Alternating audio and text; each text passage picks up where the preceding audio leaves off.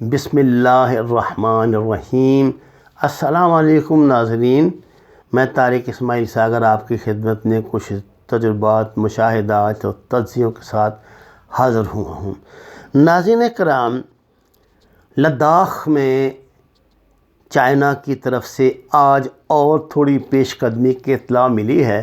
جیسے جیسے American China کے خلاف پریشر ٹیکٹکس استعمال کرتے ہیں، ویسے ویسے چائنا کی طرف سے ان کو بھرپور جواب دیا جاتا ہے۔ اب یہ دو سانڈوں کی لڑائی میں انڈیا کا حال وہ ان کے پاؤں کے نیچے آنے والی گھاس سے زیادہ اور کچھ ہوتا دکھائی نہیں دے رہا۔ دیکھیں ناظرین کرام، اس بات میں تو کوئی شک نہیں کہ چائنا کو ہر طرح بھارت پہ برتری حاصل ہے۔ ابھی جو نیا معاہدہ امریکہ اور انڈیا کے درمیان ہوا ہے، اس کے کیا اثرات مرتب ہوں گے اس خطے پہ، یہ تو تھوڑے دنوں میں ہمیں پتہ چل جائے گا۔ لیکن امریکہ بھی یہ جو ہوتے ہیں نا، یہ جو ہندو جو تاجر ہوتے ہیں، کھتری جو ہوتے ہیں، ان کے کھتریوں کے بچے کی طرح نا ایسے زمین پہ نہیں گرتے جب تک زمین پہ ان کو چونی پڑی ہوئی دکھائی نہ دے۔ ایک بات یاد رکھیے، ابھی تک اگر ایمانداری سے حالات کا جائزہ لیں تو چائنا نے انڈیا کو استعمال کیا ہے، اور انڈیا اگر اب بہت چلاک یہ بنتے ہیں نا، یہ اپنی طرف سے تو یہ بڑے پتہ نہیں کیا کیا دعوے کرتے ہیں جاہلوں والے، لیکن یہ سوائے اپنی اقلیتوں میں ظلم و ستم ڈھانے کے اور بیچارے کیا کر سکتے ہیں۔ اس طرح دبا لیا مقبوضہ کشمیر کے مسلمانوں کو، اور مسلمانوں کو، سکھوں کو، دلتوں کو۔ یہ ان کے گھر کی بات ہے نا، یہاں تو ان کا براہمن واد اور ان کی ہندوتوا چل جاتی ہے، امریکہ کے آگے تو نہیں چلتی۔ وہ اگر انہیں 4 ٹکے دیتے ہیں یا کوئی جنگی ساز و سامان دیتے ہیں تو ساتھ میں ان سے ٹھیک ٹھاک چوکی دارہ بھی کرواتے ہیں، ان سے جھاڑو بھی مرواتے ہیں، صفائی بھی کرواتے ہیں، برتن بھی دھلواتے ہیں، ایسے ان کی جان نہیں چھوڑتے۔ اب امریکن انہوں نے جو سیٹلائٹ اسپائنگ کا سلسلہ شروع کیا ہے ان کے ساتھ شیئر کرنا، وہ تبھی ہوگا جب یہ چائنا کے خلاف کچھ کر کے دکھائیں گے۔ انڈین یہ بضد ہے، انڈیا یہ کہتا ہے امریکہ سے کہ چائنا سے تم نپٹو، ہمیں پاکستان پر ہاتھ صاف کرنے دو۔ یہ بڑا مہنگا سودا ہے جو امریکہ نہیں کر سکتا۔ امریکہ یہ جانتا ہے کہ اگر خدا نہ خواستہ پاکستان کو نقصان پہنچا تو اس کا اتنا شدید رد عمل ہوگا کہ پھر پوری دنیا جنگ کی لپیٹ میں آ جائے گی، طالبان کو فری ہینڈ مل جائے گا، اور ادھر سے پاکستانی جو ہیں جو کچھ کر سکتے ہیں کر گزریں گے۔ جو بندہ آپ کو پتا بلی کو آپ پنجرے میں بند کر دیں گے شیر کے ساتھ، تو اس کو تو شیر پھر بننا ہی پڑتا ہے۔ اس بات کو امریکن سمجھتے ہیں، انڈین اس چکر میں ہیں کہ وہ اپنے آپ کو وہ اشوکا اعظم کے زمانے کا وہ راس کماری سے کنیا کماری تک والا ہندوستان بنا کے تو پتہ نہیں کیا کارنامہ یہ بیوقوف آدمی انجام دینا چاہتا ہے۔ میں آپ سے عرض کر رہا تھا کہ لداخ میں چینی فوج کی پیش قدمی اس بات کا اعلان ہے امریکہ کے لیے کہ تم جو کرنا چاہتے ہو کر گزرو۔ اب انڈیا کو انڈین آپ کو پتہ ہے ہندو ہیں، یہ بڑے مکار ہوتے ہیں، چلاک تو نہیں، میں مکار کا لفظ استعمال کر رہا ہوں۔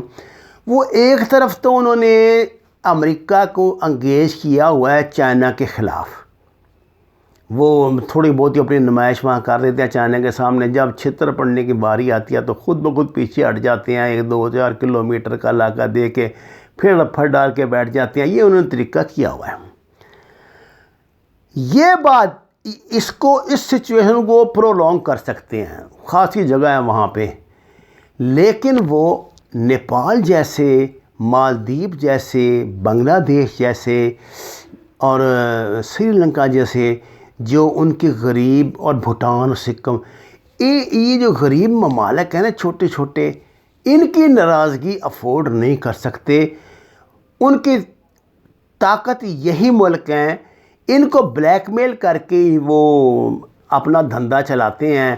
ان کے پاس ہی اپنی اشیاء خرد و نوش فروخت کر کے اپنا کاروباری زندگی چلا رہے ہیں، اور بھی جو ان کی ضرورتیں خود ہی پوری کرتے ہیں، کیونکہ دیکھیں نیپال تو آلموسٹ ایک لینڈ لاک ملک ہے، بیچاروں کی سرحد جو چائنا کے ساتھ ہے تو ہمالیہ کا بڑا طویل سلسلہ ہے، مشکل سلسلہ ہے سفر کا۔ ان کا جو بنیادی تجارتی راستہ ہے نا وہ تو ہے یہ اس کا انڈیا کا۔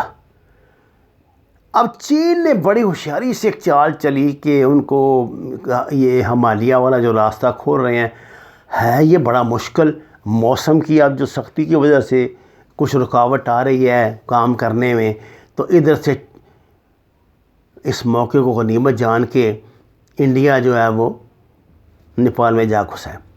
انڈیا کا کمال یہ ہے کہ اس نے بہت کام کیا ہوا ہے نیپال پہ۔ دیکھیں گزشتہ 72 سال سے انڈیا جو نیپال ہے اس کی حیثیت اس کی انڈیا کی ایک ذیلی سلطنت سے زیادہ اور کوئی بھی نہیں تھی۔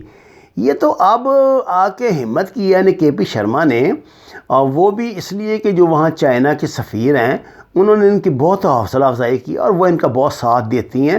اس حوالے سے کچھ کہانیاں بھی الٹی سیدھی مشہور ہیں، لیکن وہ ہمارا موضوع نہیں ہے۔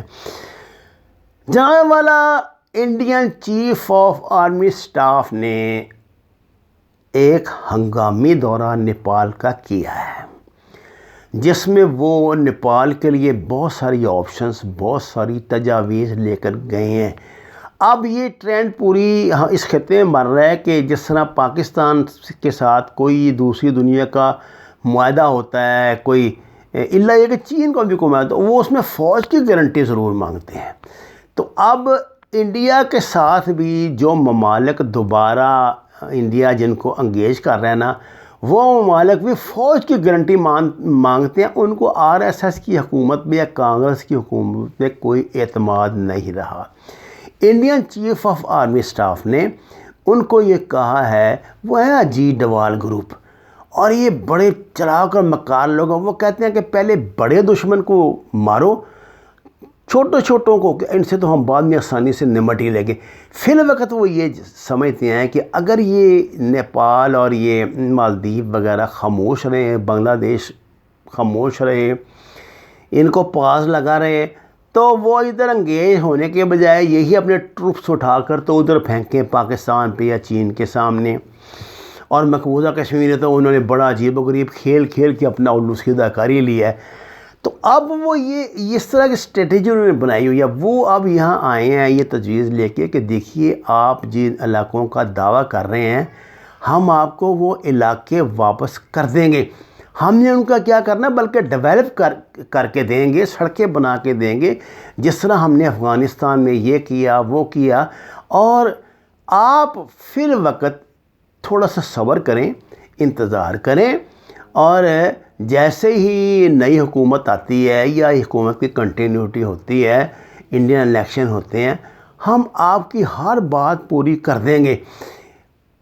اس کے ساتھ ہی انہوں نے اپنی بات میں زیادہ زور پیدا کرنے کے لیے نیپال کی اقتصادی ناکہ بندی کر دی ہے۔ اب کھانے پینے کے بھی تمام چیزیں جو ہیں نا وہ انڈیا سے نیپال میں جاتی ہیں۔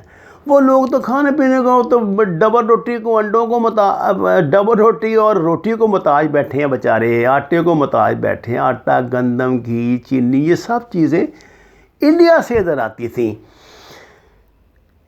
ان کو ایک یہ سمجھیے پریشر ہتھیار بنا کے، پریشر ویپن بنا کے وہ دانے پھینک رہا ہے کے پی شرما کے آگے۔